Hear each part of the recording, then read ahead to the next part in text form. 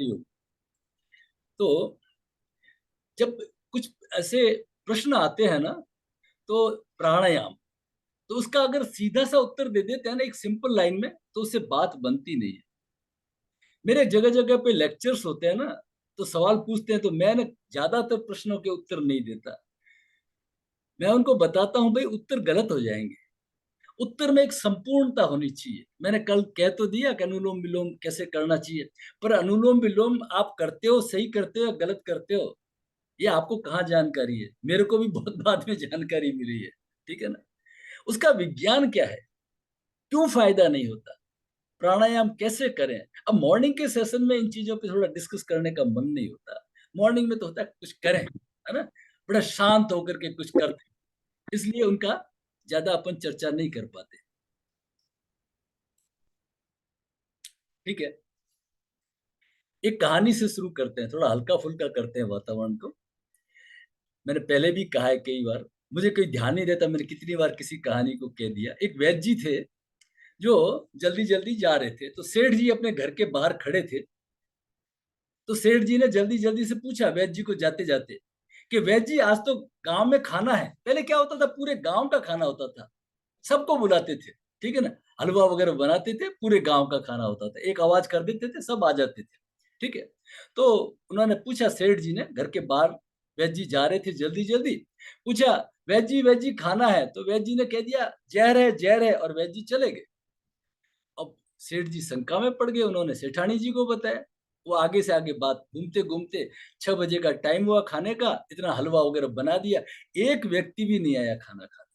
अरे ऐसे कैसे हो गया, ऐसा तो गांव में कभी होता ही नहीं, इतने प्रेम से बुलाया सबको। तो पता करते करते मालूम पड़ा कि सेठ जी ने कहा था। सेठ जी को पकड़ा, भाई आपने कैसे कह दिया कि जहर है? तो सेठ जी ने कहा नहीं, मेरे को तो वैद्य जी ने कहा था।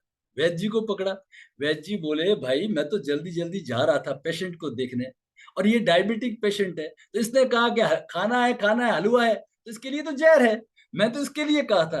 तो क्या होता है, उस बात के अनर्थ हो जाते हैं। ठीक है ना? इसलिए मैंने सोचा कि प्राणायाम का एक डिटेल सेशन ले, डिटेल में काफी कुछ सेशन ले लेते हैं, खूब दिन और भी चर्चा होगी प्राणायाम के लिए। ठीक है ना? तो उसके ऊपर अब चर्चा करेंगे। तो पहले तो आता है प्राणायाम क्या है, कोई बताएंगे? बहुत सरल चीज है। कंचन मैडम आप बताएंगे प्राणायाम क्या है? जो सब जानकार है, सबने अनुभव है ही, बताइए प्राणायाम क्या है। अपना माइक ऑन करिए और बताइए, ताकि मुझे क्लियर हो। प्राण का आयाम है प्राणायाम। बिल्कुल, आयाम का मतलब, एक्सरसाइज। आयाम का मतलब उसको मॉडिफाई करना, लंबा करना, विश्राम देना, आयाम करना, है ना, हाँ हाँ हाँ, वही। वो है। ठीक है ना? बिल्कुल सही उत्तर है। लेकिन एक और उत्तर, उसका साइंटिफिक उत्तर क्या है, साइंटिफिक उत्तर आज आपको देते हैं, है ना, जिससे हमारी चीजें क्लियर होगी। मैं फिर वीडियो भी दिखाऊंगा, एक क्या नाम पीपीटी भी दिखाऊंगा, उससे पूरा पिक्चोरियल क्लियर होगा। हम है ना, नींद में भी तो सांस लेते हैं ना, दिन रात सांस लेते हैं। तो हमने पहले देखा था पेरिफेरल नर्व सिस्टम उसका पार्ट है autonomic nerve system. Autonomic nerve system में ये पूरे शरीर का अपने आप सब काम होता रहता है, ऑटोमेटिकली होता रहता है, इनवॉलेंटरली, है ना, अपनी इच्छा से करता है शरीर। खाने को पचा रहा है, श्वास ले रहा है, हमारे ऊपर छोड़ दिया तो गड़बड़ हो जाता। हार्ट बीटिंग हो रही है, ब्लड का सर्कुलेशन हो रहा है, सब भी कुछ ऑटोमेटिक हो रहा है ना, इनवॉलेंटरली, हमारे इच्छा नहीं करते हुए भी, हमारे नहीं करते हुए भी हो रहा है ना। तो एक तो होते हैं इनवॉलेंटरली एक्शंस, और दूसरे होते हैं वॉलेंटरी एक्शंस। वॉलेंटरी एक्शंस, मैंने हाथ को कहा खड़े हो जाओ, खड़ा हो गया, हाथ को नीचे कर दिया, नीचे कर दिया, ये सब क्या है, वॉलेंटरी एक्शन है। मैंने श्वास जो चल रहा था, अपने आराम से चल रहा था, तो वो सांस श्वासायाम हो गया। लेकिन मैंने क्या किया, अब उस श्वास की गति को रोक दिया, श्वास को अपने अनुसार भरा, फिर अंतर कुंभक कर लिया, फिर बाहर की श्वास को, जैसे लाओत्से ने नियम बताया, मैंने उसको फॉलो कर लिया। मैंने एक्सेल को बढ़ा दिया, फिर मैंने बाहर रोक दिया। तो मैं अपनी जरूरत के अनुसार उसको मॉडिफाई कर रहा हूँ, आयाम कर रहा हूँ, तो वो प्राणायाम हो गया। ये बात तो सही है, लेकिन शरीर के अंदर क्या घटना हुई, है ना, ये चीज थोड़ी सी समझनी चाहिए। तो उसके लिए मैं थोड़ा सा पहले ही आपको स्क्रीनशॉट शेयर कर देता हूँ, उससे थोड़ा चीजें क्लियर होगी, अच्छी क्लियर होगी।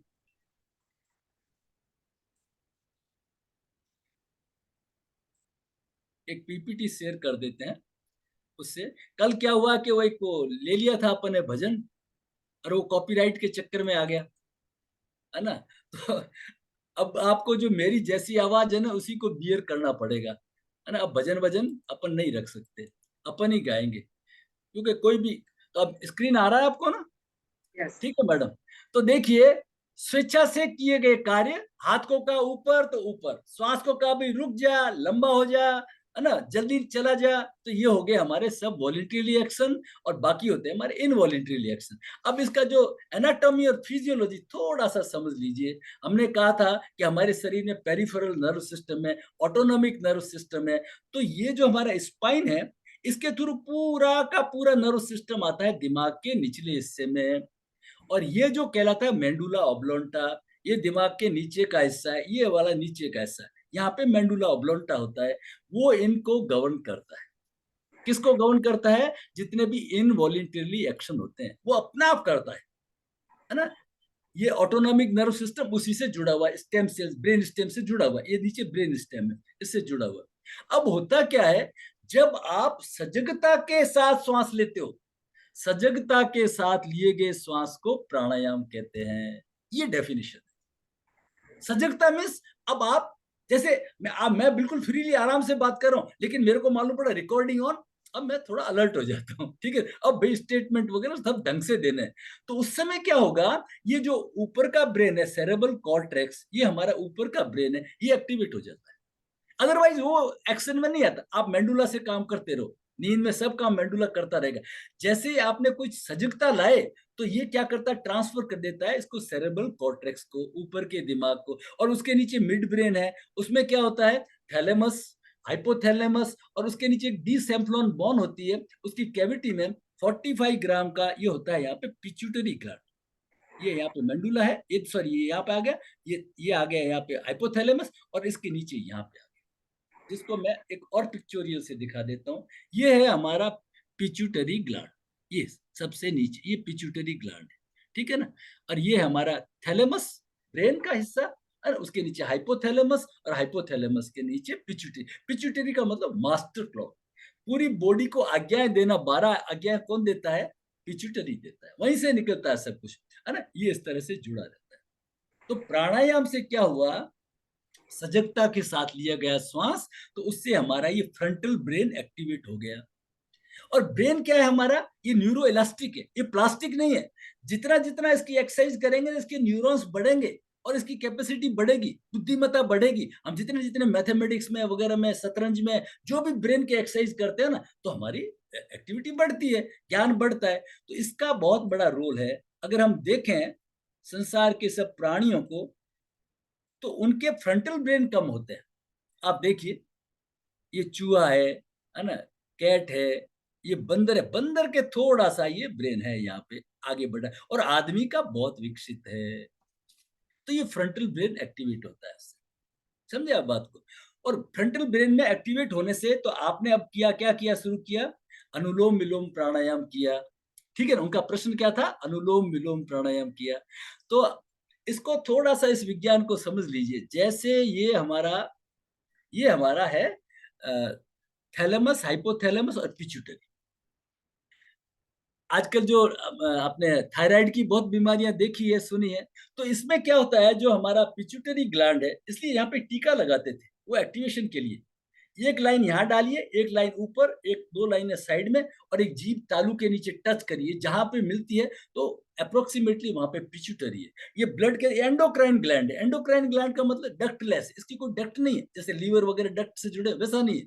ये ब्लड में तैरता है, जो ही ब्लड का फ्लो इसमें से आता है ना, और ये सेंस कर लेता है पूरा फ्रैक्शन ऑफ सेकंड के अंदर, थायराइड कम है तो टीएसएच रिलीज करेगा। थायराइड स्टिमुलेटिव, थायराइड काम करो काम करो काम करो, तो यहाँ पे आकर के थायराइड एक्टिवेट हो जाता है। तो थायराइड क्या करेगा, T3 और T4 छोड़ेगा। T3 T4 जब कोटा पूरा हो जाएगा, तो बायोस्टेट, होम्योस्टेट, जिसको अपने जैसे बिजली की प्रेस ऑटो कट कर देती है, तो वापस मैसेज देते हैं भैया अब बहुत हो गया, कोटा बंद करो बंद करो, तो टीएसएच बंद हो जाता है। इसी तरह से पीएसएच, पैनक्रियाज स्टिमुलेटिंग हार्मोन, इसी तरह से एड्रिनल कॉर्टिसोल्स रिलीज करता है, इसी तरह से ग्रोथ हार्मोन, ऐसे एफएसएच, एलएच, ये 12 आज्ञाएं माँ का दूध कैसा होगा, बच्चे का रंग कैसा होगा, बच्चे की ग्रोथ कैसे होगी, सब कुछ ये 45 ग्राम का चने के आकार का उसके भी दो टुकड़े हैं, वो पिट्यूटरी डिसाइड करता है। कुछ लोग पीनियल को भी मानते हैं, है ना, जो बंद आंखें देख करके आजकल पीनियल एक्टिवेशन का बहुत काम चलता है छोटे बच्चों में, या मैंने भी बहुत किया है बच्चों में, ताकि वो बच्चे आंख के पट्टी भी बांध करके भी देख सकते हैं। हम नहीं देख सकते, हम ट्यूटर उन बच्चों से करा सकते हैं, वो मैंने थोड़ा सा अनुभव होता फिर छोड़ दिया। एनीवे, तो ये हमारा पिट्यूटरी ग्लैंड है, तो ये एक्टिवेट होता है। तो अब आप इसका समझे। अब प्रश्न आता है कि ये जो पिट्यूटरी है ना, जो टीएसएच भेजता है, पीएसएच भेजता है, इसको कौन कमांड देता है? ये प्रश्न समझने का है, यहाँ इंपॉर्टेंस शुरू होती है। इसको हमारी आंखें, रूप, रस, गंध, शब्द, स्पर्श, हमारी जो ज्ञानेंद्रिय है ना, हमारी एक्सट्रोवर्ड है, बाहर की तरफ है, और ये चढ़ती रहती है, इसको गौ कहते हैं, है ना। किसी से द्वेष आ रहा है, किसी से काम आ रहा है, किसी से क्रोध आ रहा है, किसी से भय हो रहा है, किसी से उत्तेजना हो रही है ना, सब दिन भर उसमें जगबुझ जगबुझ जगबुझ होती रहती है।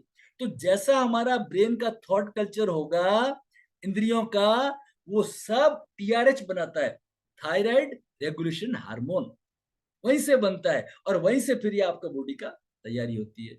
तो उसके थायराइड के खराब होने के, कम होने के और भी कई कारण है, लेकिन ये बहुत इंपॉर्टेंट कारण है। तो वर्क कहाँ करना पड़ेगा?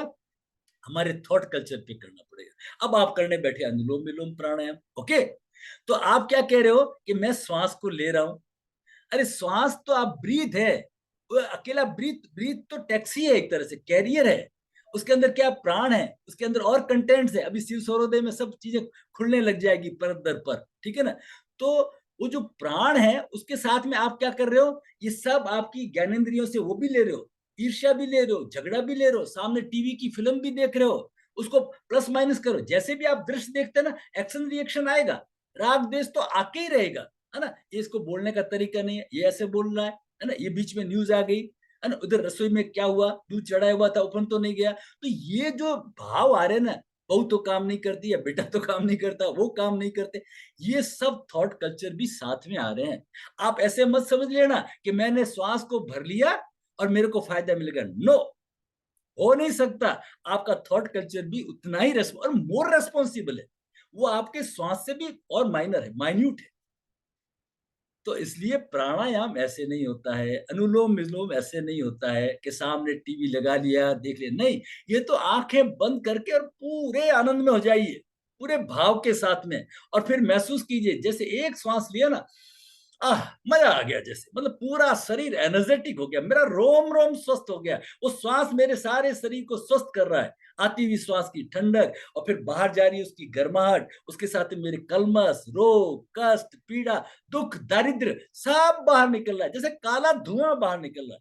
मतलब आपको पूरा उस आनंद की फीलिंग को लाना पड़ेगा। अगर आपकी फीलिंग नेगेटिव है, आप कृपा करके मत करो।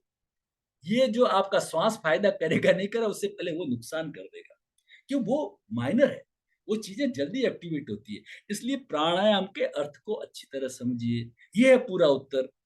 अब आप करेंगे भी अनुलोम विलोम तो किया था, फायदा नहीं, फायदा इसलिए नहीं हुआ कि आपने उसको सही प्रोसीजर से नहीं किया। सजगता के साथ लिया गया श्वास, वो होता है प्राणायाम। अब सजगता किस चीज की है? सजगता है हमारी इंद्रियों की। शास्त्रों में बार बार इसलिए तो कहते हैं, देखना इंद्रियों के न घोड़े दौड़े, है ना। ये इनको थोड़ा संभाल के रखना पड़ता है।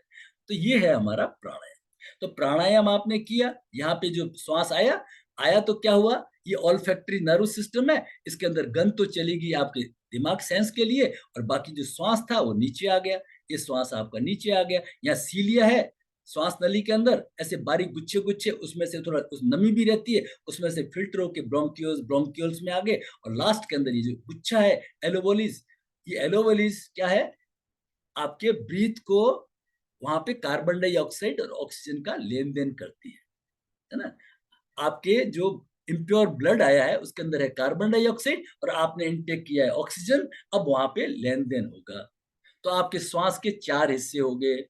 पहला श्वास को भरना, जिसको क्या कहते हैं, पूरक कहते हैं। फिर श्वास को बाहर करने को आप क्या कहते हैं, रेचक कहते हैं। इन दोनों के बीच में, ये तो हो गया अनुलोम विलोम, सिंपल अनुलोम विलोम, कंफ्यूजन नहीं होना। कुछ बड़े स्तर पे सबको अनुलोम विलोम के देने। अनुलोम विलोम ये है शास्त्रोक्त, श्वास को लेना और छोड़ना, फिर श्वास को लेना और छोड़ना। लेफ्ट से लिया, राइट से निकाला, वापस राइट से लिया, लेफ्ट से निकाला, ये क्या है, अनुलोम विलोम की एक साइकिल। लेकिन श्वास को भर के आपने रोक दिया, अंतर कुंभक किया, तो अंतर कुंभक करते क्या होगा, जो यहाँ पे आपकी ऑक्सीजन आई थी एल्वेओलिस पे और कार्बन डाइऑक्साइड, इनका ट्रांजेक्शन, उसका ट्रांजेक्शन को समय मिल गया। क्लियर हुई बात आपको? फिर आपने श्वास को बाहर किया, अब श्वास को बाहर करके फिर आपने बाहर रोक दिया, तब क्या चमत्कार होता है? तब ये होता है जैसे हमारे जोधपुर में एक दिन ठहर के पानी आता है, मैं उसी एग्जांपल से समझाता हूँ, और कई कई बार बीच के अंदर 2 दिन छोड़ के आता है। तो 2 दिन छोड़ के आएगा तो हम क्या करेंगे, अलर्ट हो जाएंगे, पहले ही सब माटे मटकियां वगैरह खूब अच्छे से स्टोरेज कर लेंगे, भाई 2 दिन पानी नहीं आएगा। यही हमारे सेल का, यही हमारे बॉडी का हाल है। हमारे बॉडी के अंदर कई सेल सुसुप्त पड़ी हुई है, आराम से पड़ी हुई है, क्या है, क्या फर्क पड़ता है। लेकिन जब इनको श्वास नहीं मिले तो ये भी जग जाती है, चाहिए इनको भी तो चाहिए, है ना, नहीं तो मर जाएगी। तो ये जो इनएक्टिव सेल है ना, ये भी एक्टिवेट हो जाती है। इनके एक्टिवेट होने से क्या होगा, हमारा इम्यूनिटी सिस्टम स्ट्रांग हो जाएगा।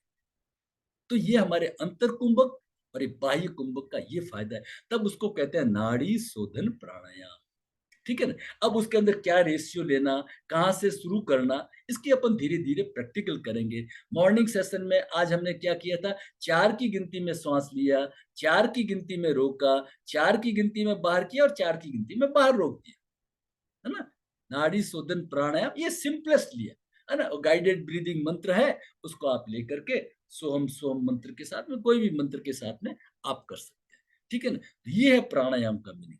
अब आता है सवाल, उसके बाद में आता है प्राणायाम कहते किसको है, पतंजलि क्या कहते हैं। पतंजलि ये कहते हैं, चलिए बाद में डेफिनेशन करा देंगे आपको, पहले ये देख लेते हैं। अब अपन ले लेते हैं कपालभाति। तो हमारे शास्त्रों में, घेरण संहिता वगैरह में ये बताया है कि योग में प्रवेश होने से पहले आपकी शुद्धि क्रियाएं होनी चाहिए। नेति धोती बस्ती नौली त्राटक कपाल भातिश्च सठ कर्माणि, ये 6 शुद्धि क्रियाएं कही गई है योग के अंदर। ये दोनों अथर्ववेद से आए हैं, ठीक है ना, योग और आयुर्वेद। और आयुर्वेद में क्या कहा है, पंच कर्म कहे। तो आयुर्वेद ऐसे समझ लीजिए गृहस्थियों के लिए कहा होगा, आयुर्वेद ऐसे कहा होगा जिनके पास साधन संपन्न थे, और योग उनके लिए जो दोनों के हैं, लेकिन योग में बिना साधन के हैं। कोई दिक्कत जरूरत नहीं, गए नदी के पास में पानी भरा, नाक से निकाल दिया, है ना, जल लेती हो गई, पानी पी लिया, पी करके वॉमिटिंग कर दिया, धोती हो गई, है ना, वमन हो गया, है ना। नदी के अंदर गए, इंटेस्टाइन से पानी सक कर लिया, बाहर आकर के पेट साफ कर दिया, है ना, नौली कर लिया, है ना, एनीमा हो गया, एक तरह से साफ कर लिया। तो बिना साधन के, और उसमें से 2 और क्रिया हैं जिनका नाम है कपाल भाती और त्राटक। कपाल भाती कोई प्राणायाम नहीं है, कपाल भाती एक क्लींजिंग क्रिया है, शुद्धि क्रिया है, ठीक है ना। ये बॉडी के सिस्टम के उल्टा चलती है। हमारी बॉडी क्या करती है, लाओ लाओ ग्रहण करती है, श्वास लाओ, और ये कहती है एक्सेल करो, विरेचन विरेचन विरेचन, है ना। आपकी जो कैटाबॉलिक को इंक्रीज करती है। हमारे शरीर में 2 क्रियाएं होती है। एनाबॉलिक का मतलब क्या है, नव निर्माण होना, नई सेल्स को बनना, और कैटाबॉलिक का मतलब क्या होता है, कचरे को, म्यूनिसिपलिटी को तैयार करना, गंदगी को बाहर निकलना। अगर आपका एनाबॉलिक 20% भी है चलेगा, कैटाबॉलिक 80% होना चाहिए। ये ना कचरा बाहर फेंकने की जो तरीका है ना, वो हमारा ज्यादा होना चाहिए, है ना। ये दोनों एनाबॉलिक और कैटाबॉलिक मिलके क्या बन गया, मेटाबॉलिक, चयापचय। तो कपालभाति एक ऐसी क्रिया है हमारी, जिस कपालभाति करने से शरीर के अंदर एनर्जी खत्म होती है उसमें, और एनर्जी खत्म होती है और शरीर में थोड़ी उत्तेजना भी आती है, गर्मी भी आती है। अब उसके फर्क को समझना, वो अलर्टनेस के लिए, कैसी अलर्टनेस, पॉजिटिव अलर्टनेस, है ना। जैसे बच्चों का पढ़ाई के अंदर मन कम करा, कपालभाति कराओ, पढ़ते पढ़ते उनका उबासियां आने लग गई आपको और उनको, तो कपालभाति करो कि ऑक्सीजन का सैचुरेशन कम हो रहा है, कपालभाति कराइए, ठीक है ना। कपालभाति जो बीपी और हार्ट वाले, उनको थोड़ा सा रेस्ट्रिक्टेड करते हैं, क्योंकि एनर्जी बढ़ा रहा है ना, विरेचन हो रहा, फास्ट विरेचन विरेचन विरेचन विरेचन हो रहा है। तो विरेचन करने से शरीर का एनर्जी का लेवल बढ़ गया। केवल्य धाम लोनावा वगैरह वो टेस्ट कराते थे सिलेंडर वगैरह लगा करके। जब कपालभाति करते हैं तो शरीर में ऑक्सीजन का सैचुरेशन बढ़ जाता है, क्योंकि विरेचन में ज्यादा कार्बन डाइऑक्साइड बाहर गई ना, तो अल्टीमेटली बॉडी में क्या बचा?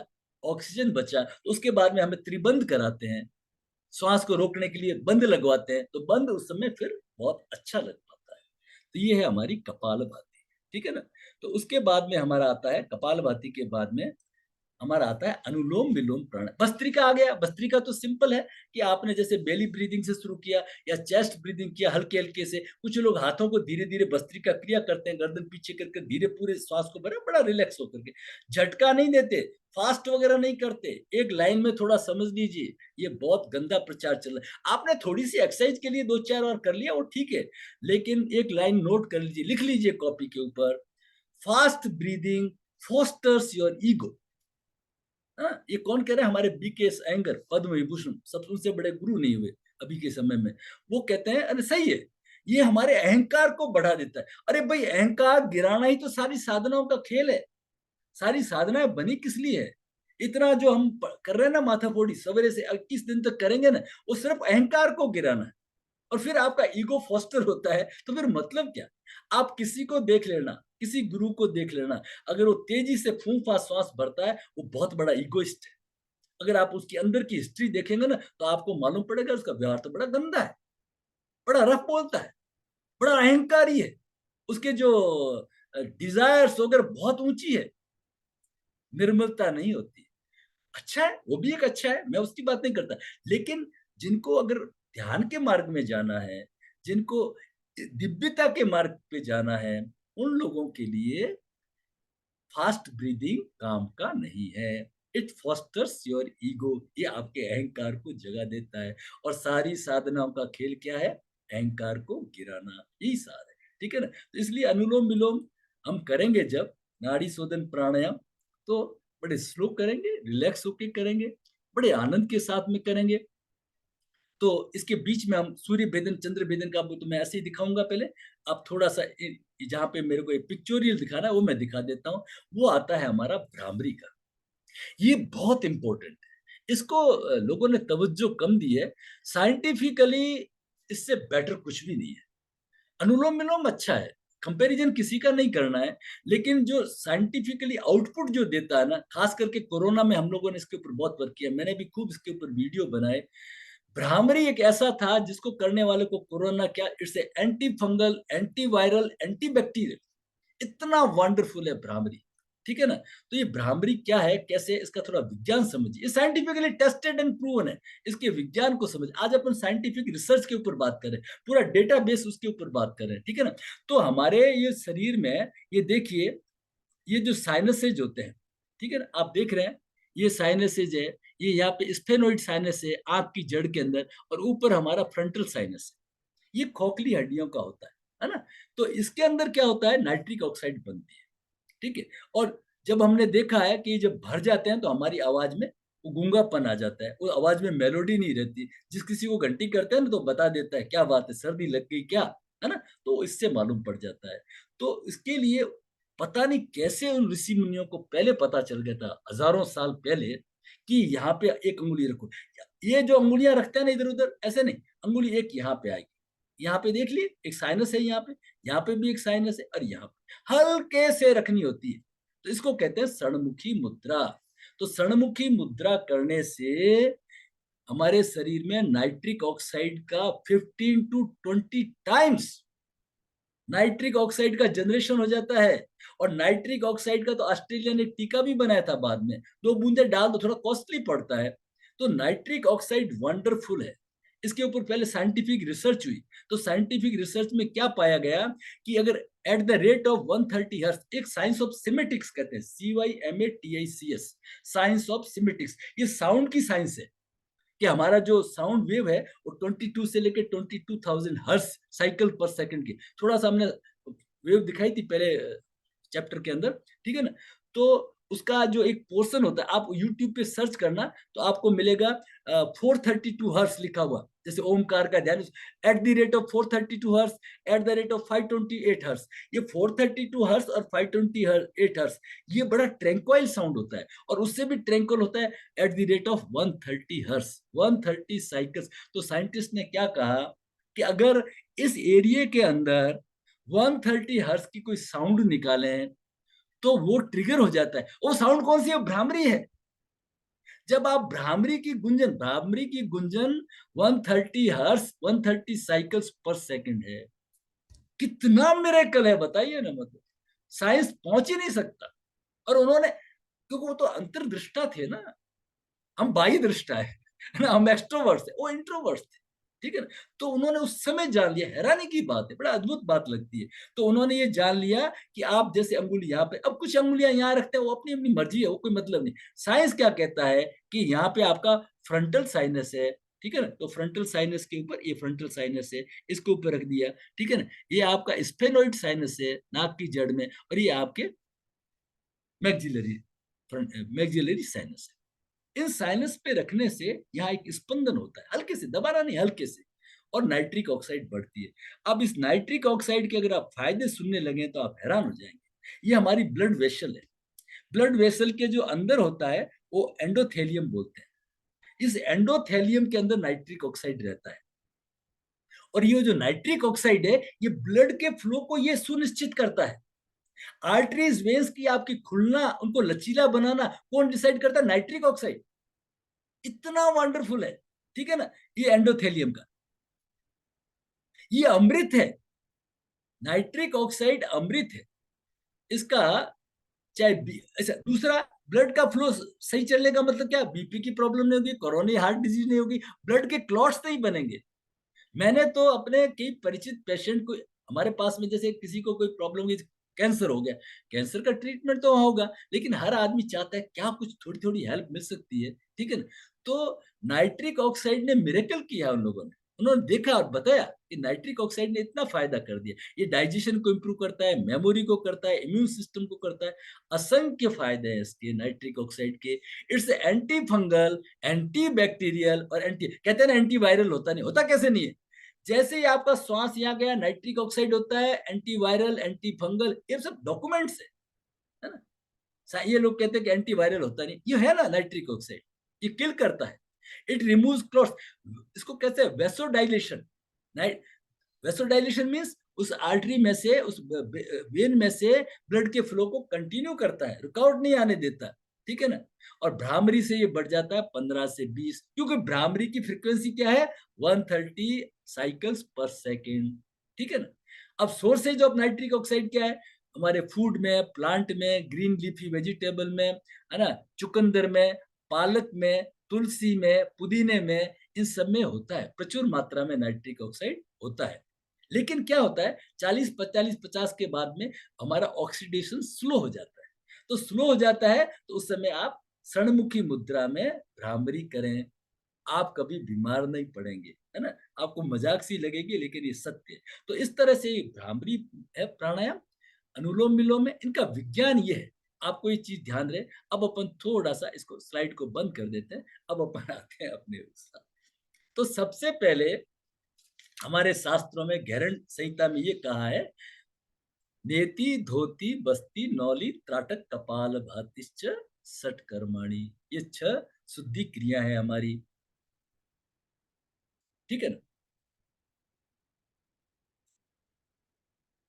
तो योग में प्रवेश करने से पहले शुद्धि क्रियाएं करें। तो नाड़ी शुद्धि, पहला कौन से? नाड़ी शुद्धि और नाड़ी शोधन में फर्क है। नाड़ी शोधन तो अनुलोम विलोम का एडवांस स्वरूप है, वो है नाड़ी शोधन प्राणायाम। मैं बात कर रहा हूँ नाड़ी शुद्धि। तो 2 नाड़ियां हमें मालूम है ना, राइट और लेफ्ट। सुषुम्ना को भी छोड़ दीजिए, 2 नाड़ियां हमें मालूम है। तो पहले इन नॉस्ट्रिल को क्लीन करना। तो जैसे मैंने मॉर्निंग सेशन में बताया, हम लोग जैसे आयुर्वेद का सड़ बिंदु तेल, रामदेव जी का जो अणु तेल, या नहीं तो सरसों का तेल, अच्छा, उसको लेकर के, उसको भी लेने का तरीका, लेफ्ट हथेली के अंदर आप 2-3 बूंदे डालें बस। और राइट की जो चिट्टू है, इसका नाखून नहीं होना चाहिए, इसको लेकर के नाक के अंदर आप डाल दीजिए। आप अगर बूंदे डालोगे तो मुंह में आ जाएगी, और फिर आपका मूड अच्छा नहीं होगा। आप इतना सा करिए, कम खर्च में ज्यादा आराम हो गया, ठीक है, बस तैयार हो जाइए। नॉस्ट्रिल आपके क्लीन होने चाहिए। तो सबसे पहले हम क्या करते हैं, आप देखिए, हम लोग सभी करते हैं, राइट को बंद करेंगे, धीरे धीरे 5 बार लेफ्ट से लेंगे और लेफ्ट से छोड़ेंगे। सभी लोगों से निवेदन है कि आप नाड़ी शुद्धि प्राणायाम करें, नाड़ी शोधन करें, नाड़ी शोधन। राइट को बंद किया। अब ऐसी अगर मुद्रा बना लेते हैं तो बहुत अच्छा है। इस तरह से अंगूठा आपने राइट पे रख दिया, धीरे धीरे लीजिए। जब आप लेफ्ट से ले रहे हो तो अंगुलियां हल्के से स्पर्श है, धीरे धीरे श्वास को भरिए, भाव लाइए, तनाव मत दीजिए। अभी आपने सब समझ लिया ना खेला कि ये पूरा सोच का है। बड़े आराम से भरिए, सभी लोग भरिए। राइट को बंद करिए, लेफ्ट से श्वास को जितना सरल, जितना सहज, और रखिए रोम रोम में प्रसन्नता। सभी लोग करिए, दरगाह साहब कर रहे हैं, स्वामी प्रेम कीर्ति जी करिए, सभी लोग करिए, माला सरकार हो गए, सभी करिए। धीरे धीरे श्वास को भरिए और धीरे धीरे, बस अब आप रिलैक्स हो जाइए। तो अब आपने क्या किया, हम हर चीज की शुरुआत ठंडक से करते हैं, हर चीज की शुरुआत लेफ्ट से करते हैं, ये शीतलता से करें। तो हमने लेफ्ट को एक्टिवेट कर लिया, है ना। अब हम राइट को एक्टिवेट करेंगे, राइट को खोलेंगे। तो हम क्या करेंगे, अंगुलियां रख लेंगे लेफ्ट के ऊपर, 5 बार करिए। राइट से श्वास को भरेंगे लेकिन अंगूठा रहेगा, धीरे धीरे, बहुत ही सहज, बिना आवाज के धीरे धीरे भरिए। और धीरे धीरे कंट्रोल से राइट से लेना, राइट से छोड़ना। धीरे धीरे श्वास को भरिए, राइट से भरिए और राइट से धीरे धीरे छोड़िए। चेहरे पे प्रसन्नता रखिए, भाव करिए सारा शरीर पुष्ट हो रहा है, रोम रोम स्वस्थ हो रहा है, बहुत ही धीरे धीरे सहज प्रसन्नता के साथ में। एक बार और, रिलैक्स। तो आपने दोनों नॉस्ट्रिल को काफी क्लीन किया। धीरे धीरे इसका अभ्यास बढ़ाते हैं, तो इसको कहते हैं नाड़ी शुद्धि। क्लियर हो गया, नाड़ी शुद्धि। अब जो आपने लेफ्ट से लिया, लेफ्ट से छोड़ा था, उसको कहते हैं चंद्र भेदन प्राणायाम। आपने इसके करने से शीतलता आ गई, इसके करने से सूर्य जग गया, गर्मी आ गई, दोनों से बराबर कर लिया तो शरीर हमारा बैलेंस हो गया। जब ज्यादा सर्दियां पड़ेगी तो आप चंद्र भेदन मत करना, ज्यादा गर्मियां पड़ेगी तो आप भले सूर्य भेदन नहीं करना। ये तो हो गया सरलतम तरीका। लेकिन अब हमने समझ लिया कि कुंभक होना बहुत जरूरी है, थॉट कल्चर होना बहुत जरूरी है। तो सबसे पहले पूर्ण चंद्र भेदन प्राणायाम करेंगे। तो विधि नंबर 2 चंद्र भेदन की, हमने क्या किया, शरीर सीधा है, लेफ्ट से श्वास को भरा और राइट से बाहर कर दिया, लेफ्ट से भरा और राइट से बाहर कर दिया। अब हम क्या करेंगे, लेफ्ट से लेंगे और थोड़ा होल्ड करेंगे और राइट से बाहर करेंगे। सभी लोग करेंगे। 4 की गिनती में श्वास भरिए, 2 की गिनती में रोकिए और 4 की गिनती में बाहर करिए।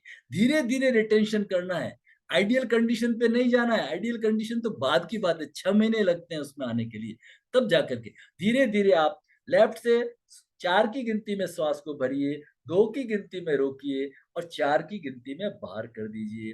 वापस आप लेफ्ट में से 4 की गिनती में लीजिए, 2 की गिनती में रोकिए और 6 की गिनती में धीरे धीरे बाहर करिए, धीरे धीरे धीरे धीरे बाहर करिए। छोड़ने का समय बढ़ाइए।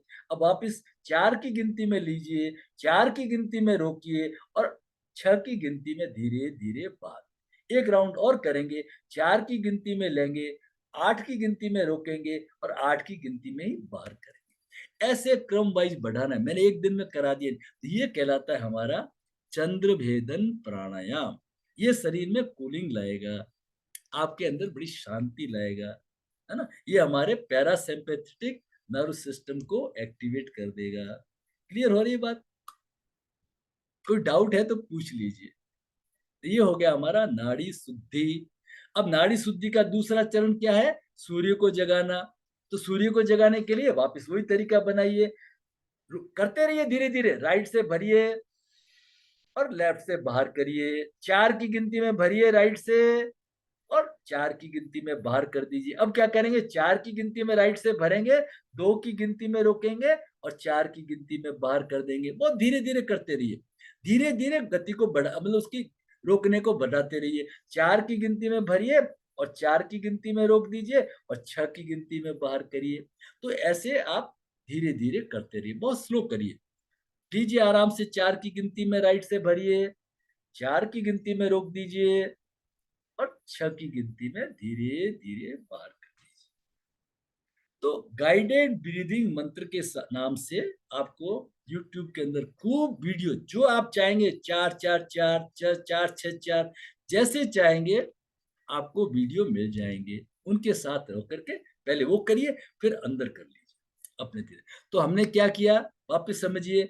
लेफ्ट से लिया, राइट से निकाला, ये क्या कहलाता है? बुद्ध प्रकाश जी बताइए सर। लेफ्ट से लिया और राइट से निकाला, उसका नाम क्या है? चंद्र भेदन प्राणायाम। ठीक है सर, ओके। दूसरा हमने क्या किया, राइट से लिया और लेफ्ट से निकाला, उसका नाम क्या है? सूर्य भेदन प्राणायाम। ओके। अब दोनों को जोड़ लीजिए, दोनों को जोड़ लीजिए, उल्टा पुल्टा कर लीजिए, तो क्या हो गया? अनुलोम विलोम प्राणायाम। लेफ्ट से लिया, राइट से निकाला, राइट से लिया, लेफ्ट से निकाला, अनुलोम अनुलोम विलोम। एक्चुअली अनुलोम विलोम उल्टा पुल्टा नहीं है, ये जो हमारे जो नॉस्ट्रिल होते हैं ना, इसके अंदर जो बाल होते हैं उसको अनु कहते हैं। अनुलोम उसका लोम, लोम जो है ना उसका, उसके अनु में, उस लोम के विलोम में। तो ये गहरा है, उन्होंने बहुत एक एक चीज को बहुत बारीकी से देखा है। तो आप उसको पूरा समझिए, पूरे सजगता के साथ में, तब हमारा अनुलोम विलोम, हमारा पूरा बैलेंस। उसको भी कैसे करना है, देखिए अभी सभी लोग करते हैं, बड़े सिंपल। 4 4 4 4, 4 की गिनती में लेंगे, 4 की गिनती में रोकेंगे, 4 की गिनती में बाहर करेंगे, और 4 की गिनती में बाहर रोक देंगे। मैं अब कोई म्यूजिक नहीं चलाऊंगा, फिर कॉपीराइट हो जाएगा। रीढ़ की हड्डी को सीधा कर लीजिए, चेहरे पे प्रसन्नता रखिए, शरीर ढीला, धीरे धीरे 4 की गिनती में लेफ्ट से इनहेल करेंगे, 1 2 3 4, hold for 4, 1 2 3 4, exhale from right for 4, 1 2 3 4, hold for 4, 1 2 3 4। हमने एक्सटर्नल होल्ड किया। अब वापस राइट से इनहेल करेंगे, 1 2 3 4, internal hold for 4, 1 2 3 4, exhale from left for 4, 1 2 3 4, or externally hold for 4, 1 2 3 4. Okay, again inhale from left for 4, 1 2 3 4, hold for 6, 1 2 3 4 5 6, exhale from right for 6, 1 2 3 4 5 6, external hold for 6, 1 2 3 4 5 6, inhale from right for 4, 1 2 3 4, hold for 6, 1 2 3 4 5 6, exhale from left for 6, 1 2 3 4 5 6, and relax। शरीर को ढीला छोड़िए, दोनों हथेलियों को आपस में रगड़ के, चौड़ों पे, आंखों पे, गर्दन पे। तो ये है हमारा अनुलोम विलोम प्राणायाम। इसके साथ में आप कोई भाव जोड़ सकते हैं, मंत्र जोड़ सकते हैं। आप ओम नमः शिवाय जोड़ सकते हैं, है ना। आप जैन है तो ओम नमो अरियंताणम, ओम नमो सिद्धाणम, उसको भी जोड़ सकते हैं। आप गायत्री मंत्र को जोड़ सकते हैं, ताकि क्या है कि हमारे जो 5 ज्ञानेंद्रिय है ना, ये मूर्ति बनाई किस लिए है, आप समझे ना उसके विज्ञान को। ये 5 पृथ्वी तत्व में, पांचों तत्व होते हैं पृथ्वी के अंदर, है ना। तो हमारी जो ये ज्ञानेंद्रिय है ना, पूरी की पूरी इसमें एब्जॉर्ब हो जाती है। ये हर ज्ञानेंद्रिय हमारे एक तत्व को रिप्रेजेंट करती है। अपन आगे इसका बहुत विस्तार से इसके ऊपर खूब ये डिटेल आगे चर्चा रही है हमारे पास में। तो आप अगर अपने इष्ट आराध्य में ध्यान करते हैं तो उसको धारणा कहते हैं, और धारणा से ध्यान लगता है, ध्यान से समाधि लगती है। तो हमारा जो फोकसिंग है ना, अलर्टनेस है ना, पूरी की पूरी उसमें हो जाती है। आंख को आपने कोई काम दे दिया, मन ही मन देख रही है, कानों को आपने शब्द में लगा दिया, है ना। तो ये ज्यादातर हमारी एनर्जी कान और आंख की होती है। तो ये आप उसका आपका 100% रिजल्ट मिल जाता है। अनुलोम विलोम बहुत ही निरापद है। मैं बार बार आपको हरिंदर पाल सिंह जी के वगैरह के कई एग्जाम्पल से आपको समझाया है कि अनुलोम विलोम जो हमारा बहुत ही इंपॉर्टेंट है। ठीक है, अब आ गया हमारे जो भ्रामरी है। भ्रामरी की अपने अंगुलियों का स्टेटमेंट करके समझ लिया। अब अपन आते हैं प्राणायाम क्या है, पतंजलि के अनुसार प्राणायाम क्या है उसको समझेंगे। ठीक है ना। पतंजलि कहते हैं पहले तो अष्टांग का थोड़ा सा, कल अष्टांग को भी समय मिला तो ले लेंगे अपन, है ना। यम नियम, यम नियम आसन, तीसरी क्लास में क्या है, आसन। और आसन के बाद में प्राणायाम। तो पतंजलि कहते हैं तस्मिन सति श्वास प्रश्वास तस्मिन सति श्वास प्रश्वास योर गति विच्छेद प्राणायाम। जब आपकी ये आसन सिद्ध हो जाए, आप में बैठने की योग्यता आए, तो फिर मैं आओ भाई आपको प्राणायाम सिखाता हूं। हम किसी के घर जाते हैं तो देखते हैं छोटा बच्चा स्कूल से आया, 4 साल का, अरे अरे इसको स्कूल भेज दिया। तो घर वाले कहते हैं स्कूल नहीं भेजा है, अभी वो जाता है वहां पे पूरी खाता है, बैठना सीख रहा है, स्कूल से कोई पढ़ाई नहीं कर रहा है, आना जाना सीख रहा है। यस। तो आसन का मतलब इतना है कि शरीर हमारा 45 मिनट या 1 घंटे स्थिर बैठ जाए। पतंजलि कहते हैं स्थिर सुखम आसनम। आसन किसको कहते हैं, आपके अंदर 45 मिनट 1 घंटा बैठने की योग्यता आ जाए, आपकी स्टेट मंकी स्टेट नहीं हो। हम विपश्यना साधना में जाते थे, तो वहां पे क्या, आपको विपश्यना साधना के बारे में आपने सुना होगा कि 10 दिन सब पूरी दुनिया से, वर्ल्ड से कठोर होता है, आपके मोबाइल टीवी अखबार वगैरह का कुछ प्रश्न ही नहीं उठता। आप अपने साथी से भी नजर नहीं मिला सकते, क्या पता आप आंखों से गुड मॉर्निंग कर लो, नो, नीचे ही नजर रहेगी। 3 दिन तो आप क्या देखते हैं, श्वास को देखते हैं, उसको कहते हैं आना पाना सती, है ना। श्वास, बस चलते फिरते उठते बैठते, सिर्फ श्वास आ रही है जा रही है, ना लेने की कोशिश करें। और फिर उसके बाद में विपश्यना जब होती है ना, तो आपको 1.5 घंटे 11 घंटे तक करीब बैठना पड़ता है ध्यान के अंदर। तो गुरुजी एक पहला मंत्र देते हैं, क्या समझाते हैं, ये सारा संसार क्या है, नाश्वर है, सदा रहने वाला नहीं है। ये शरीर नाश्वर है, सदा रहने वाला नहीं है। हाँ, ये तो गुरुजी जानते हैं। तो जब शरीर नाश्वर है, मरण धर्मा है, मोर्टल है, तो इसके जो सेंसेशन आ रहा है, कभी खा जा रही है, कभी खुजली आ रही है ना, वो भी तो मरण धर्मा है ना। हाँ है गुरुजी। तो अब क्या करेंगे, जैसे ही आपके खुजली का आया कि पैर में खुजली, आप कहिए अनिच्छ। पल्ली भाषा में क्या कहते हैं, अनिच्छ, ये अनित्य है, इट्स ए टेम्पररी। तो आप जैसे ही अनित्य कहेंगे,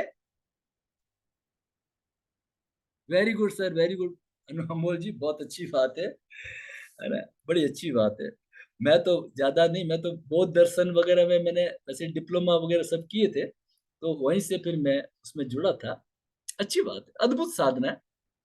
लेकिन मैं किसी को नहीं कहता जुड़ने, क्योंकि उसके अंदर एक प्रॉब्लम आती है कि हम लोग संस्कारित है मंत्र से, मूर्ति से, नाम से संस्कारित है, वहां आपको कुछ नहीं मिलेगा। तो फिर उन लोगों को बड़ी घबराहट होती है। वहां तो कोई ना मंत्र है, ना मूर्ति है, नाम है, कुछ भी नहीं। आपका श्वास है और आपके बॉडी के सेंसेशन है। तो भगवान बुद्ध क्या कहते हैं, प्रकंपनो प्रकंपनो, एवरीथिंग इज वाइब्रेशन। और जो अभी नोबेल लॉरियट्स था, जिसने मैटर के ऊपर 35 साल तक खोज की, उसने कहा कि nothing like solid liquid gases, कुछ है ही नहीं, एवरीथिंग इज वाइब्रेशन। ये पूरा यूनिवर्स क्या है, वाइब्रेशन है, कंपन है ना। मेरे जो कंपन है वो 7 समुद्र पार तक जाते हैं, और उसके कंपन मेरे पास में आता है। कोई मेरे पास में आता है अगर मेरे गलत विचारों का, तो मेरे को आते ही उसकी मालूम पड़ जाता है कि उसके वाइब्रेशंस, है ना। सारा खेल प्रकंपनों का। तो उस प्रकंपनों पे काम कराते हैं कि आपके बॉडी में क्या सेंसेशन आ रहा है। ऊपर से नीचे स्कैनिंग करिए, नीचे से ऊपर, ऊपर से नीचे, नीचे से ऊपर, आप देखते रहिए। जैसे थॉट आती है तो बॉडी में क्या वाइब्रेशंस आते हैं, बहुत ही माइनर डीपर लेवल का होता है। तो और फिर एक प्रॉब्लम उसमें आती है, खाने वाली प्रॉब्लम आती है। मेरे साथियों ने भेजे, मैं तो खाने वाले वाला, दोनों टाइम पूरा खाना चाहिए। खैर एनीवे, वो साधना बहुत अच्छी है, जो कर सके उनके लिए बहुत बढ़िया है। ठीक है ना? तो मेरे को तो जिंदगी में सब अनुभव लेने थे, तो सब साधनाएं करनी थी, तो मैंने किया विपश्यना साधना। ठीक है। तो चलिए अब हम करते हैं, भ्रामरी को हमने समझ लिया। तो महर्षि कहते हैं तस्मिन सती श्वास प्रश्वास योर गति विच्छेद प्राणायाम। जब आपका आसन सिद्ध हो जाए, तब आप श्वास प्रश्वास की गति को विच्छेद करेंगे। वो जो गति चल रही थी ना, अपना श्वास चल रहा था, नहीं, अब आपने उसकी गति को विच्छेद कर दिया, पूरक किया। श्वास को भरना मतलब पूरक, श्वास को छोड़ना मतलब रेचक, और रोकना अंतर कुंभक और बाह्य कुंभक। और कभी आप विस्मय में हो जाते, एक्सक्लेमेशन, एकदम भौचके हो जाते हैं, वो होता है केवली कुंभक, है ना। तो उसकी अब ये जरूरत नहीं, अपन इतना सीख लेते हैं, इतना समझ लेते हैं। तो उस श्वास प्रश्वास की गति को रोकने से, तो उससे क्या होगा, तो कहते हैं तत्क्षीयते प्रकाश आवरणम। हम प्रकाशित है, हम दिव्य है। Every man is a potentially divine. अभी कल करेंगे इसको, every man is a potentially divine. हम सभी दिव्य है। अहम ब्रह्मास्मि, अरे भी लगता तो नहीं है, यस, वो कवर्ड है, अज्ञान से कवर्ड है। तो तस्मिन सती श्वास प्रश्वास और गति विच्छेद प्राणायाम तत् क्षीयते प्रकाश आवरणम। तो प्राणायाम करता क्या है, दूसरे के 52वें श्लोक में कहते हैं, दूसरे चैप्टर के, कि वो जो उसके ऊपर पर्दा है, अज्ञान का पर्दा है, उस पर्दे को, बहुत ही ब्यूटीफुल श्लोक, इतना बारीक श्लोक। वो ऐसे नहीं कहते कि ये कर्टेन है, कर्टेन को खट से हटा दिया, नो, एकदम कर्टेन नहीं हटेगा। तत् क्षीयते, वो क्षीण करता है, धीरे धीरे धीरे धीरे धीरे धीरे क्षीण। तत् क्षीयते प्रकाश आवरणम, उसके ऊपर जो आवरण है प्रकाश के ऊपर, राख के अंदर जो चिंगारियां हैं वो ढकी हुई है, उसको प्रकट करता है। कौन करता है, प्राणायाम करता है। तत् क्षीयते प्रकाश आवरणम। ये क्या करता है प्राणायाम? प्राणायाम बहुत अद्भुत चीज है ना। जैसे किसी ने पूछा था कि भाई हम ध्यान जो है मन के ऊपर करें या श्वास के ऊपर? श्वास के ऊपर, जिसको जानते हैं उसी को कहेंगे ना। दूसरे को तो अभी हम मन को तो जानते नहीं है ना। मन कहाँ पे है? Where is mind? Nowhere is mind and everywhere is mind. हर सेल का भी तो माइंड है, हर सेल का माइटोकॉन्ड्रिया, कॉन्ड्रिया उसका पावर हाउस है, ठीक है ना। तो हम किसको जानते हैं? ना हम आत्मा को जानते हैं ना परमात्मा को जानते हैं। हमारे लिए सब अभी इमेजनरी है। हमने पहले क्या जाना, हम पहले जानते हैं शरीर को। तो हमने सवेरे क्या किया, movement of body with breath is a yoga. हाथ को तो कहते हैं ऊपर ऊपर हो जा, लेकिन श्वास को अभी कंट्रोल कहाँ है? आप कहते हैं हमने बड़ी, फ्राइड जैसा आदमी को भी गुस्सा आता था, फ्राइड जैसा आदमी को भी क्रोध आता था, फ्राइड जैसे आदमी को भी भय रहता था, क्योंकि श्वास पहले उखाड़ के ले जाता है। आपको पता ही नहीं ले जा, वो उड़ा के ले जाता है। आप फिर आप अफसोस करते हैं, अरे गुस्सा तो नहीं करना चाहिए था, हो गया। हो क्यों गया? कि श्वास हमारे नियंत्रण में नहीं है। हमारे नियंत्रण में शरीर तो है, पैर को कहें तो चलेगा, नहीं पीछे हो जाएगा या आगे हो जाएगा।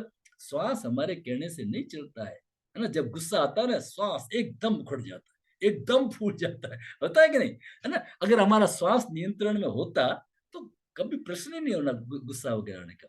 तो ये जो श्वास है हमारा, ये क्या है, घोड़ा है। हमारे एक स्वामी जी बहुत अच्छी कहानी सुनाते थे कि श्वास है हमारा घोड़ा। एक व्यक्ति को क्या हुआ, बहुत ही शानदार घोड़ा मिल गया, देखा अच्छा है, और उसके ऊपर चढ़ गया वो। अरे घोड़ा तो कमाल का घोड़ा था, और हवा में उड़ने लगा। अरे उसने कभी ऐसी सवारी नहीं की। अब वो डर गया बुरी तरह से। उसने क्या किया, घोड़े को पकड़ लिया बुरी तरह से कि कहीं गिरा नहीं देगा। और पास में एक चतुर घुड़सवार, एक्सपीरियंस्ड घुड़सवार जा रहा था। उसने उसके बराबर में घोड़ा दौड़ाया और उसको कहा, oh man, where are you going? तो आदमी क्या कहता है, अरे मेरे से क्या पूछ रहे हो, इस घोड़े से पूछो, जहां ये घोड़ा ले जाएगा वहां जाना पड़ेगा। तो ये हमारा श्वास है। ये श्वास जहां उड़ा के ले जाए, इसलिए हमारे शास्त्रों में कहते हैं, चले वाते चलम चित्तम, निश्चलो निश्चलम भवेत। जैसे जैसे श्वास चलता है ना, वैसे वैसे हमारा मन चलता है। जब हमारा श्वास निश्चित हो जाता है, हमारा मन भी निश्चित हो जाता है। तो उससे होता क्या है, ये तो समझ गए भाई। शरीर में कुछ ऑक्सीजन की मात्रा बढ़ जाती है, ये हो जाता है, ये हो जाता है। अल्टीमेटली क्या होता है, जीवन में कैसे आनंद आता है प्राणायाम से, इसको एक कहानी से समझिए। बहुत ही इंपॉर्टेंट कहानी है ये, और बहुत ही बार बार मैं इसको दोहराता रहता हूँ। क्रिकेट का मैच तो सबने देखा है, कोई डाउट की बात नहीं। क्या सर बुद्ध प्रकाश जी साहब, क्रिकेट का मैच तो देखते ही हैं अभी नहीं देख पाए होंगे तो बात अलग है। तो क्रिकेट के मैच में वर्ल्ड लेवल के एम्पायर होते हैं। ऑर्डिनरी एम्पायर तो कोई रखते नहीं है, वर्ल्ड लेवल के एम्पायर है। उनकी नजर बहुत पैनी होती है। और कभी कभी क्या होती है, एक ऐसी बॉल आती है धंधनाती हुई, और आउट या नॉट आउट वो जज नहीं कर पाते, ऐसा होता है ना। अब करोड़ों लोग देख रहे हैं, एक घर में 4 लोग देख रहे हैं, और चारों में भी डाउट। 2 कह रहे आउट, 2 कह रहे नॉट आउट। पक्का पक्का कोई नहीं, लगता है, वो कह रहे मेरे को लगता है। एम्पायर भी कहते हैं, दोनों एम्पायर कहते हैं हमें लगता है। एक कहता है आउट हो भी सकता है, नहीं भी हो सकता है। करोड़ों लोग देख रहे हैं, आउट हो सकता है, नहीं हो सकता है। तब क्या करेंगे, दे गो टू थर्ड एम्पायर। जाते हैं ना थर्ड एम्पायर के पास में। ओके, तो थर्ड एम्पायर के पास में क्या है जेठमल जी, देवड़ा साहब, थर्ड एम्पायर के पास में क्या है बताइए जरा। थर्ड एम्पायर क्या जादू कर देता है प्लीज। तो क्रिकेट देखते हैं, मुझे नहीं। कोई बात नहीं, जो क्रिकेट देखते हैं राजेंद्र प्रसाद जी बता दीजिए, थर्ड एम्पायर के पास में क्या है, वो क्या जादू कर देता है, कौन बताएंगे थर्ड एम्पायर के पास में क्या है। अब तो रोज देखते हैं, थर्ड एम्पायर के पास में जाता है, फिर बत्ती आ जाती है हरी या लाल, फिर एकदम आउट या नॉट आउट कहने लग जाते हैं। थर्ड एम्पायर के सर पास उनके पास वीडियो होता होगा जिसमें वो देख के ना प्लस मतलब बड़ा बड़ा की जूम करके तो चेक कर लेते हैं। हाँ हाँ हाँ हाँ हाँ, वीडियो तो आपने भी देखा है, आपने लाइव देखा है, उनके पास वीडियो नहीं, उसकी गहराई समझे। आपका उत्तर सही है, गलत नहीं है। कैन सी इन स्लो है मोशन, है slow he can see motion. In slow motion. Yes, slow motion, bit by bit, frame by frame, बल्ला बॉल बल्ला बॉल बल्ला बॉल, इतना स्लो कर देते हैं, मोशन को स्लो डाउन कर देते हैं, इतना स्लो डाउन कर देते हैं कि आपके घर में 8 साल का छोटा बच्चा है, वो कहता है out, nobody can challenge, कोई चैलेंज नहीं कर सकता। 8 साल का बच्चा भी इतना बड़ा डिसीजन दे देता है क्योंकि मोशन का स्लो हो गया। क्लियर हो गई बात यहां तक? तो प्राणायाम से हम क्या करते हैं, अपने जो मोशन को स्लो डाउन कर देते हैं। पहला रिलेशन समझ गए, चले वाते चलम चित्तम, ये रिलेशन है। चले वाते चलम चित्तम निश्चलो निश्चलम भवेत, जैसे जैसे हमारा श्वास चलता है वैसे वैसे हमारा चित्त चलता है। जब हमारा श्वास निश्चित हो जाता है, निश्चल हो जाता है, हमारा चित्त भी ठहर जाता है। उसकी मजाक क्या जो ले जाए, वायु तो है, अंजलि मैडम जानती है ना, 3 दोष होते हैं, वात पित्त और कफ, दोनों पंगु है, उनको उड़ा के कौन ले जाता है, वायु ले जाती है। पित्त और कफ दोनों पंगु है, उनकी ताकत नहीं है, चलाती कौन है, वायु चलाती है। ठीक है ना? तो हमारे जितने ये चीजें हैं शरीर की हलचल वगैरह, उनको चलाता कौन है, उनको वायु चलाती है। तो they go to third umpire, third umpire के पास में स्लो मोशन है। तो स्लो मोशन का चमत्कार क्या हुआ, उसके डिसीजन को नो बॉडी कैन चैलेंज, कोई चैलेंज नहीं कर सकता। तो हमारे जो शांति से लिए गए निर्णय हैं, उसको वो अचूक होते हैं, उनको कोई चैलेंज नहीं कर सकता। इस बात का सार समझे आप बात को? देखिए वापिस समझिए, हम जिंदगी के हर मोड़ के ऊपर दोराहे चौराहे पे खड़े होते हैं ना। साइंस ले लें, बायो ले लें, इस कॉलेज में चले जाए, उधर चले जाए, ये कर लें, ये कर लें, इंजीनियरिंग कर लें, नीट दे दें, वो कर लें। आज आप जैसे बुद्ध प्रकाश जी, अपना ये देवड़ा साहब, ये जब सीनियर है, तो इन ये हमारे इनके साथी कोई कहाँ पे पहुंचे, ये कहाँ पे पहुंचे, ये इनके जीवन में, ये हम सब के, ये हमारे जीवन में पहले के लिए गए निर्णयों का परिणाम है। अगर हमने वहां पे डिसीजन कहीं इधर का ले लिया होता, हम कहीं और रास्ते पे चले जाते। आप समझे बात को? तो अगर हमने निर्णय शांति से लिया है, रिलैक्स कंडीशन से लिया है, ध्यान में लिया है, तो हमारे निर्णय को कोई चैलेंज नहीं करता। कोई रिटेक तो चलता नहीं इसमें, फिल्म तो वापस तो घटित होती नहीं है। एक बार कैरियर बन गया सो बन गया आपका। ठीक है ना? इसलिए जिंदगी के अंदर जब भी महत्वपूर्ण निर्णय लेने पड़े, आप प्राणायाम करिए। प्राणायाम क्या करेगा, आपकी डिसीजन पावर को शार्प कर देगा। अब आपके डिसीजन पे जो हो निर्णय, हार जीत की कोई बात नहीं है, हो जाती है, लेकिन निर्णय हमारा सही था। गिरेंगे तो कल बढ़ेंगे। ठीक है ना? जो गिरता है वही तो बढ़ता है ना। ठीक है, और अवसर आएगा, अब बढ़ चलेगी। तो ये जो हमारा प्राणायाम है, तत्क्षीयते प्रकाश आवरणम, हमारे जो हमारी जो नॉलेज है, हमारा जो दिव्यता है, हमारे अंदर जो परमात्मा तत्व है, उस परमात्मा तत्व को धीरे धीरे धीरे धीरे प्रकट करता है ना। जैसे मैं, आप श्वास फेंक रहे हैं ना एक तरह से, तो मैं ऐसे ही समझाता हूँ, धीरे धीरे धीरे धीरे वो प्रकाश का जो ढक्कन है वो धीरे धीरे क्षीण होता है, उस परमात्मा तत्व को हम प्राप्त करते हैं। हमारी जो श्वास की जो गति जब हमारी कम हो जाती है, तो हमारे निर्णय लेने की क्षमता अचूक हो जाती है। वो निर्णय लेने की जो क्षमता है, वही हमें जीवन के अंदर आगे पीछे ऊपर नीचे वो ले जाती है। ठीक है ना।